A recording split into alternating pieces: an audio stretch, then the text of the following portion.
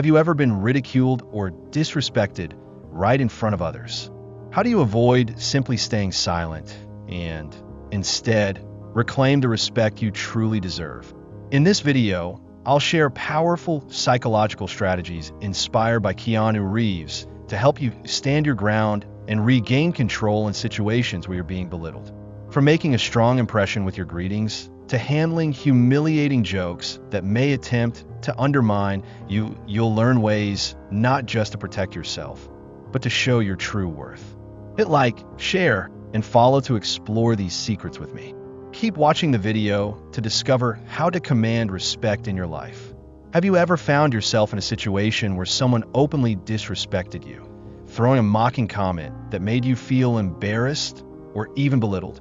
At that moment, did you feel isolated in front of a crowd, unsure of how to react?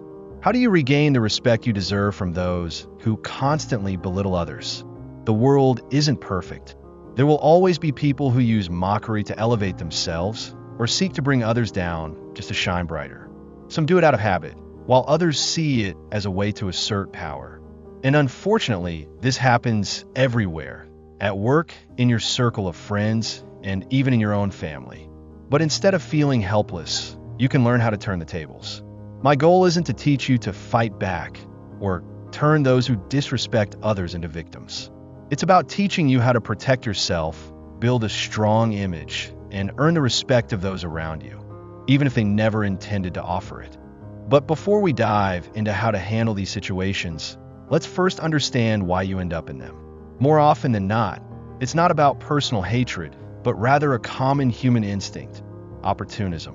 Those who belittle others don't truly hate you. They're simply looking for ways to elevate their own status. In work environments, some people are less focused on self-improvement and more on finding ways to step on others to climb higher. Take Steve Jobs, for example. He was a genius who faced countless moments of disrespect and doubt. When he was younger, he was belittled, even fired from the very company he founded. But instead of letting that disrespect break him, he chose to come back stronger. He didn't just reclaim his position. He made the whole world acknowledge his genius. So, the first thing you need to do isn't to argue with those who disrespect you. It's to build your own self-respect from the start. You don't have to ask anyone to respect you. Make it impossible for them not to. The disrespect you've faced might not be a result of personal hatred. It's simply the consequence of a harsh reality. Some people always try to rise by bringing others down. It's not a coincidence or misunderstanding. It's a survival strategy in every environment, from the dinner table with friends to the corporate boardroom. Remember, not everyone will see your worth the moment they meet you. Some will test whether you're easy to dismiss. They'll observe how you react to being mocked, measuring your confidence through every word and gesture. If they notice you lack clear boundaries, they'll push further with subtle remarks, jokes that seem harmless, but are really just tests. This is especially evident in the workplace. You could be the hardest working, most talented person, but if you haven't established respect from the beginning, you'll be easily overwhelmed. History is full of examples of individuals who were disrespected until they proved their value. Oprah Winfrey was once fired by a TV executive for being deemed unsuitable for the screen. Walt Disney was once ridiculed for supposedly lacking imagination.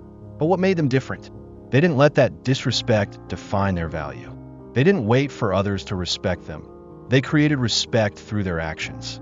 So, instead of worrying about being belittled, what you need to do is set a solid foundation from start. Others can only take advantage of you if you allow it. Draw clear boundaries. Let people know your value and make them respect you. Not with words, but with the way you live and work every day. But here's the moment of truth. How will you react when disrespected? Will you bow your head in silence, angrily respond, or make the person who belittled you regret their words? Don't rush into anger. Smart people never play by the rules of others. They turn the tables, using disrespect as leverage to gain admiration. Want to know how to do that? Stay tuned, because the strategies I'll share next will completely change the game. The first thing, make a strong first impression, they say. You never get a second chance to make a first impression. Oscar Wilde's words are perhaps one of the simplest yet most powerful truths about how people assess one another. A meeting may last just a few minutes, but within the first few seconds, the other person has already formed an opinion about you.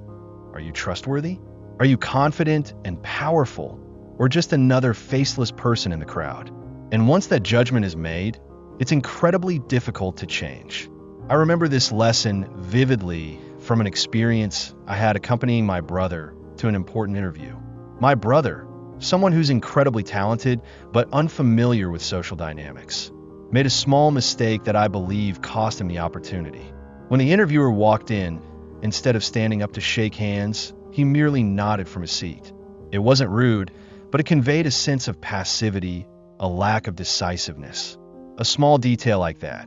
But it was enough for the other person to feel that my brother wasn't taking control, that he wasn't ready to step into the game. On the other hand, I once witnessed a friend of mine, Lucas, apply an entirely different strategy, and the results were nothing short of remarkable.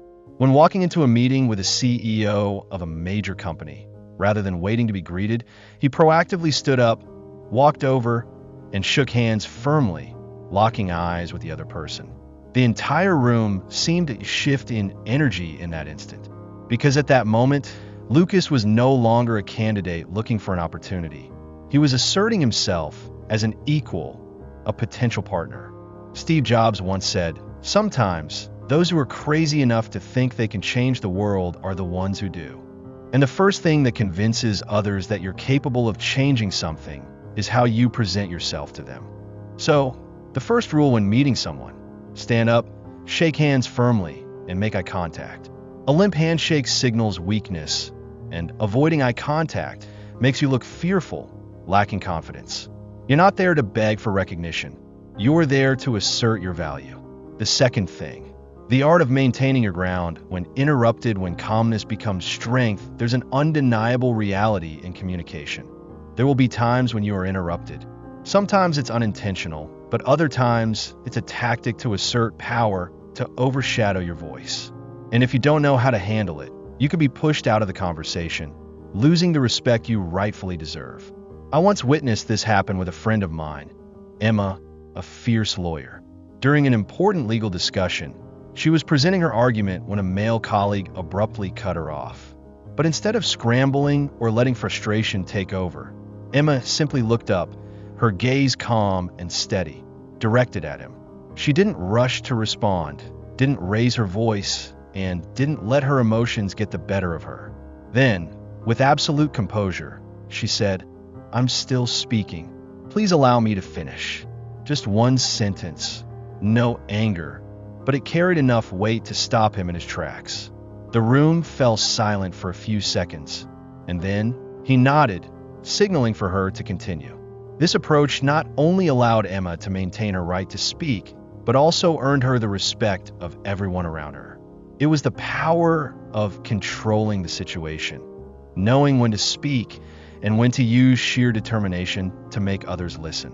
Oprah Winfrey, one of the world's greatest speakers, once said, "You teach people how to treat you by how you respond to their actions. If you let others interrupt you without responding, they will keep doing it. But if you make it clear that you deserve to be heard, they will learn to respect you." I also remember my father, someone who was generally quiet, but once he spoke, no one dared to dismiss him. In an important meeting with shareholders, he was presenting when a partner interrupted him. But instead of rushing to cut in to reclaim his speaking time, he paused for a moment, looked up, and locked eyes with the person who had interrupted him. Then, slowly but powerfully, he said, "I'll continue once you're finished, if that's what you want." Just like that, the entire room became still. The partner was flustered, then quickly yielded the conversation. The lesson here is simple. Stand your ground without being confrontational. When interrupted, don't shout or fight for the floor. Use your gaze, your composure, and a firm statement to make others understand that you are not someone to be dismissed. Because if you don't protect your voice, who will do it for you? This is the third key approach in handling uncomfortable situations when faced with mockery. It's not just about how you respond to the ridicule, but also about how you demonstrate your confidence and stand firm in your beliefs, no matter the circumstances. Don't let the mockery of others shake your self-assurance or cause you to lose sight of who you are. Stand your ground and always remember that those taunts are meaningless if you don't allow them to affect you. In this situation, you might choose not to react immediately, but instead pretend not to hear or understand what's being said. A highly effective approach is to calmly ask the person mocking you to repeat their words. You could say something like, "I'm sorry, I didn't quite catch that. Could you repeat it?" This approach will make the mocker lose their sense of amusement and abruptly lose the humor they were hoping to create. The repetition of their words will force them to realize that their mockery isn't actually funny. In fact, they'll feel embarrassed for having to repeat something they thought was humorous, but won't have the desired effect. I once found myself in a similar situation during a team meeting.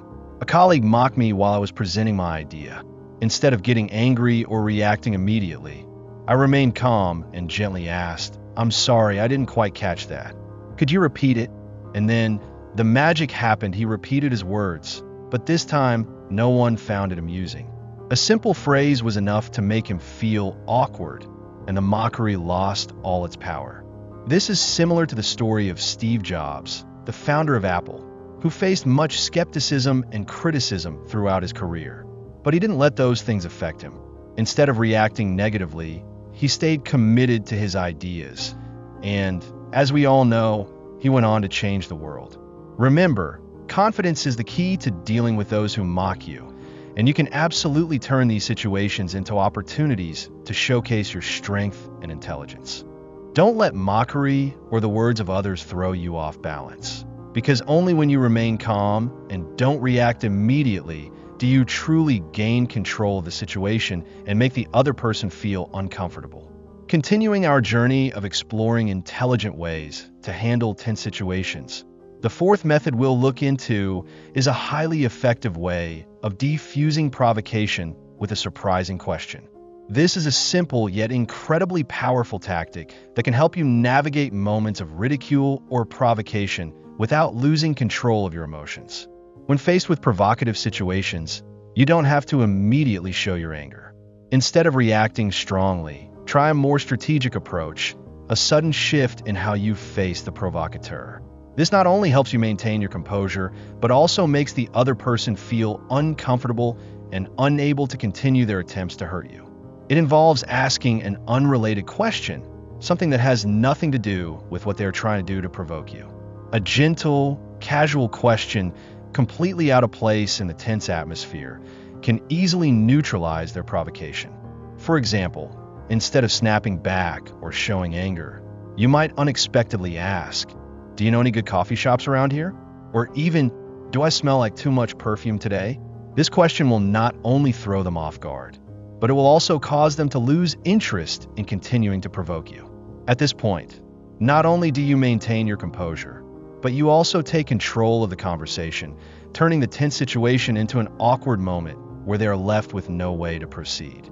I recall a moment I'll never forget when I had to face a close friend who always had a habit of teasing me a bit too much. One afternoon, as we were sitting together, he started mocking me about a very sensitive issue. Instead of getting angry, I casually asked, "Hey, do you know any good sandwich shops around here?"